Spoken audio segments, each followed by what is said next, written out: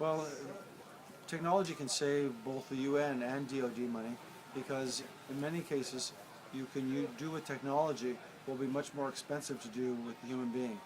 So for example, I looked at the case in Cyprus whereby the UN had control of a buffer zone between opposing Turkish forces that sometimes are just meters apart, and they have their guns cocked and ready to fire.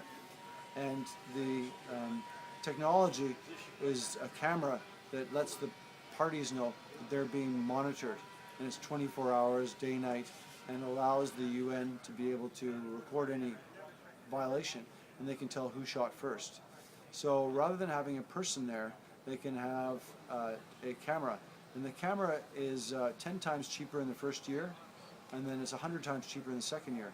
So there are immense savings that can be had by using technology rather than human beings.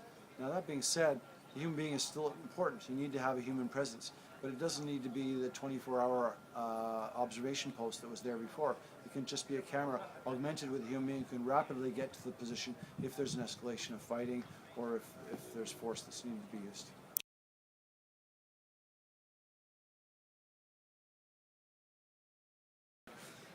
In the Eastern Congo, I was surprised at how far cell phone penetration has gone.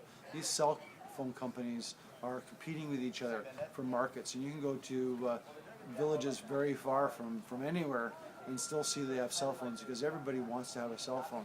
And so there's a demand, and there are companies that specialize in very low-cost cell phones, providing cell phone towers in areas and remote areas.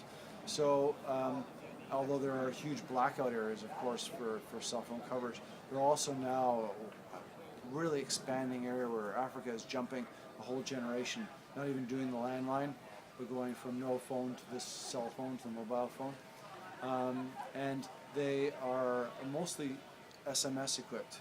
So you do have the capability. So a lot of the technologies that you want are would need to be able to do something sophisticated, but also dummy it down so that you can communicate to a lot of people who don't have smartphones, and that they would be able to communicate through SMS.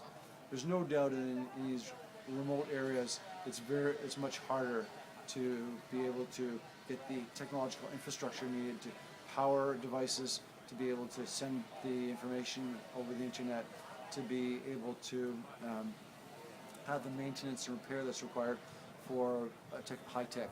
But at the same time, high tech is getting cheaper, it's getting more easy to maintain, and it's getting more widespread and more user friendly. So I think that that's a winning cause, that the technology and peacekeeping can make a big difference.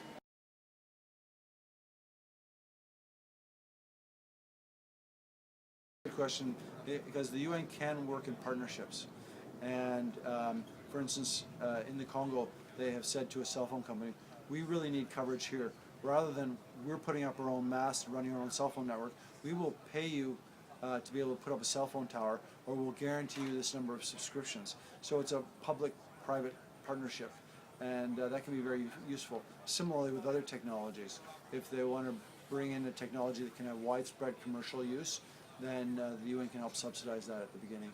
You develop a walkie-talkie, Yeah. a location-based messenger.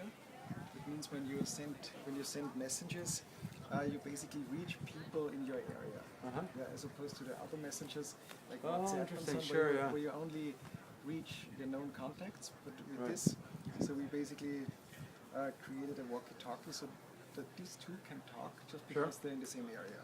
Yeah. And we actually developed native apps for iOS and Android, and also for Android Wear. All right. Just got this yesterday. Nice. And I'm just launching it. So I sign in with any of my IDs. And here I'm already signed in. And it's like The use of a cell phone as a walkie-talkie, that's not new. But what you're doing new is you're doing positional based. yeah, right? exactly. So you could actually have a walkie-talkie with someone far away, Yeah. I mean on the other side of the globe, but you can determine what their GPS coordinates are for that person. Yeah, exactly. So because they all have, of course, GPS. Yeah, and there are settings, so you can set how far the messages should go, Right. and then I see myself on a map. Nice. For any reason I don't see myself. Okay, the Wi-Fi is here not so good. Easy. And yeah, and you can send voice, as not only voice, but also text and images. Right. Yeah, and that's what we submitted for this for the landmine reporting challenge, because you can. Who was sponsoring that? The challenge? The challenge, the Center for Technology.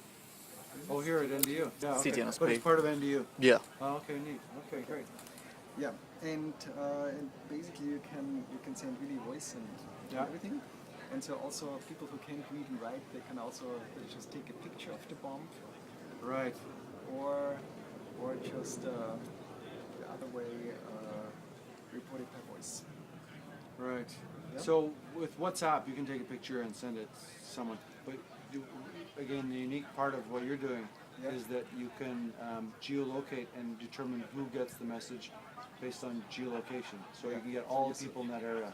Exactly. So the idea is that you report it, but additionally you also warn anyone who's in the area. Oh, okay. So this is the kind of the idea. If they have an app, can you show me what the warning looks like? The warning, yeah, unfortunately And- the Wi-Fi is kind of. Oh, okay. Do you have SMS as well? Are you going to do it So we can of course integrate it with SMS as well. Because that's very important. In many areas, there's not enough Wi-Fi, there's not enough internet. So people are in Congo, for instance, there's a widespread SMS, but that's it. So if you can send out an alert to people in an area, that'd be great. Yep. And also we are implementing Wi-Fi direct. So if there is no network, two people can communicate if they are within up to 500 meters. Oh, okay. Yeah. If for any reason I'm not getting in, Oh, no kidding. but it's just like a regular message. So you're typing, you're kind of sending messages, and it pops up on the other side. It's just Right, like okay. WhatsApp, but it's location based. Yeah, okay. And we are also integrating it with all those wearables. Right. So we have a Google Glass version. Uh-huh. And Do you have an example of Google Glass here? unfortunately not. So too bad. I wasn't sure that I was really able to present. Oh, okay. So my second company is Wikitude. Maybe you heard of it. No, but, It's one of the leader in augmented reality. Oh, okay. And we have an Wikitude. SDK. Wikitude, exactly. Right, right. So we have an SDK. Yes, this is this one company. So we have an SDK for several classes. So for Okay, right. Epson Numerio. Can I take and this, for- or are you? Yeah, exactly. And this is the other one, the China 16. Right, terrific. Yeah. And for all the AR classes, we have those SDKs, so we can build software. So you can, additionally to seeing things like persons or landmines or whatever, you additionally to visualizing them on a map, yeah, you can also visualize it in augmented reality. Neat. Oh, yeah, nice. Yeah, right. It's like Street View, but much better. Exactly. Like So Google Street basically, View. you see and you can overlay whatever you're seeing with computer generated. Right, right. This is the thing. I just got this yesterday. Oh, neat. And here you see actually a radar view. This is kind of Yeah, sure, of course. This is kind of the first draft. So you see a radar view of your environment. Radar. Yeah. This is sending off a radar signal? No, not really a radar. So we call it a radar view, but it's basically a top-down view of where we are right now, and I'm in the middle because I'm logged in. Actually now I'm logged in. Yeah, this is where I am right now. So I don't know what the radar view is. Usually on a radar you have dots moving. So are you able to detect movement in the area? Okay, so now I'm logged in here, and then I can say hi. Hi, yeah. And now, because I am in the same area, the message should. Uh-oh. I think it's a network issue. Oh, okay, no problem. But anyway, you can say voice back and forth. Sure. And the idea of this here is so to How much does that watch cost? The watch costs $250. Really, that's Yeah, amazing. so you can see the other people in the area, and you can also send messages to them. So this is all what we're those implementing people next. who have cell phones that are sending signal. When you say you can see them, what Yeah, determines that's a what? metaphor. Yeah, You're detecting Actually- the presence of cell phones. So actually now it worked. So it's amazing. So I say a message here, it Yeah. comes on, and now I send a voice message. Hello, test. This is a test. I think the Wi-Fi is really bad. That's why it takes so long. So you're basically communicating back and forth because we are all in the same area. Yeah, can you see it? I think it's all the network. So here we are both in Washington DC, and I'm sending a message from here to here. You see the message actually Yeah. here? Okay. Because we're in the same area. Right. You can, Yeah, I got that. You can kind of specify how far the messages should Yeah. go. And additionally, you can What's see the name of that watch? This is the Android Wear. Android Wear, but what's the Android name? Wear, it's the Moto 360.